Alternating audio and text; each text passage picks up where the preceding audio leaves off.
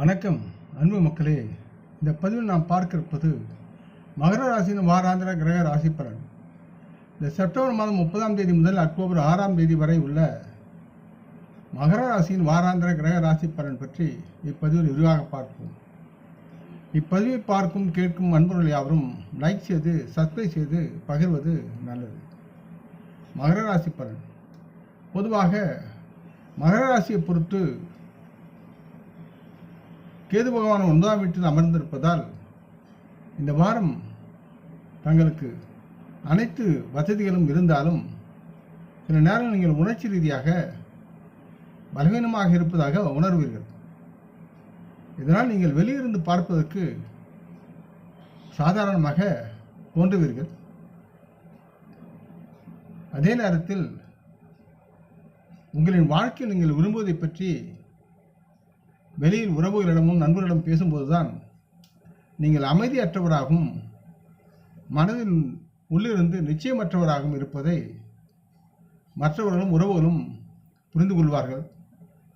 மகர ராசியை பொறுத்து சனி பகவான் 2ஆம் வீட்டில் அமர்ந்திருப்பதால் தங்களின் பொருளாதார நிதி எதிர்காலத்தை கருத்தில் கொண்டு பார்க்கும்போது மகர ராசி மக்கள் இந்த வாரம் யாருக்கும் கடன் கொடுக்கவோ ஜாமீன் கையெழுத்து போடுவதோ அல்லது யாரிடமும் கடன் வாங்கவோ வேண்டாம் என்று உங்களுக்கு அறிவிக்கப்படுகிறது.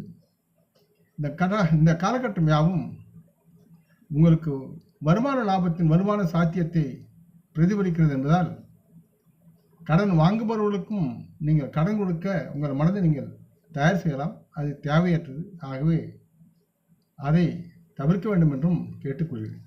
இந்த வாரம் மகராசி மக்கள் தங்கள் குடும்பத்தில் உள்ள குழந்தைகளுடன் கடந்த காலத்தில் இருந்த எல்லா விதமான தவறான புரிதல்களையும் தீர்த்து வைப்பதில் அவர்களுடன் பேசி கருத்து பரிமாற்றம் கொண்டு குழந்தைகளுடைய மனதில் உள்ள தவறான விஷயங்களை நீக்குவதில் வெற்றி பெறுவார்கள்.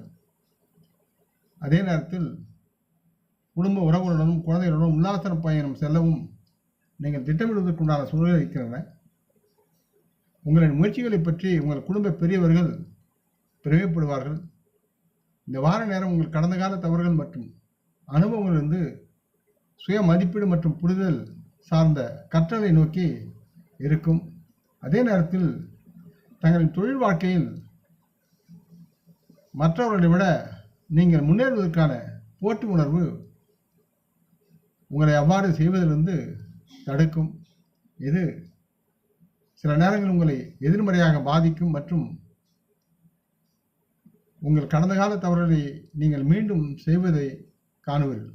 ஆகவே சற்று சூழ்நிலை உணர்ந்து உங்களுடைய முன்னேற்றத்திற்கு உண்டான மதிப்பை அளித்து நீங்கள் செயல்பட வேண்டும். அதுதான் உங்களுடைய முக்கிய குறிக்கோளாக இருக்க வேண்டும்.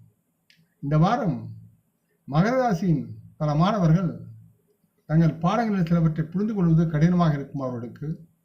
இருப்பினும் இவை யாவும் இருந்த போதிலும் அவர்கள் தங்களுடைய வெற்றியை பெறுவதன் மூலம் நல்ல முடிவுகளை பெற முடியும் என்றும் நம்பலாம். தங்களின் இலக்குகளை நோக்கிய விழிப்புடன் இவர்கள் தங்களது செயல்பாட்டில் இருக்க வேண்டும் என்றும் இவர்களுக்கு அறிவுறுத்தப்படுகிறது. ஆகவே மகர ராசி மக்கள் மற்றும் மாணவர்கள் சூழ்நிலைக்கு தகுந்தவாறு தங்களுடைய எதிர்கால நலன் கருதி படிப்பிலும் வேலையிலும் முன்னேற்றம் சார்ந்து அக்கறையுடன் உழைப்பது மிகுந்த நலமாக இருக்கும். மனதில் உள்ளதை மறைத்து பிரயோஜனம் இல்லை. தங்களுக்கு தேவையானதை முன்கூறி பெறுவதுதான் புத்திசாலித்தனம் என்பதை உணர்ந்து செயல்பட வேண்டும். பரிகாரம் இந்த வாரம் என்பது